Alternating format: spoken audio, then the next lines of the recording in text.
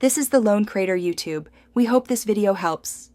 You start by prepping exact materials so every note behaves predictably. Cut your paper to 3x 3 inches. This size fits most notebooks and desks. Once done, align sheets precisely and stack them face to face to prevent drying and curling.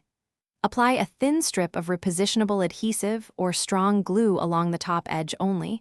You want stick-and-peel behavior, not permanent bond. Make sure to leave a small margin so the adhesive doesn't squeeze out when pressed. You now bond the stack into a usable pad.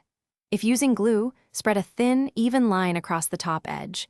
If using tape, center the strip so it covers the full width. Once applied, press the top edge firmly with your thumb to set initial contact. Then weight the stack under a heavy book for 30–60 minutes to ensure flat, uniform adhesion. While it rests, trim any excess adhesive with a craft knife so each note peels cleanly. Finish by trimming and testing performance so your sticky notes work in class. Trim any ragged edges, then peel a note to check release and reuse.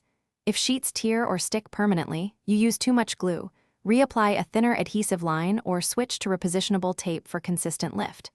Conversely, if notes slide off, add a slightly thicker strip. Finally, label the pad for subject use and store it flat. Avoiding heat and moisture preserves adhesion. Thanks for watching.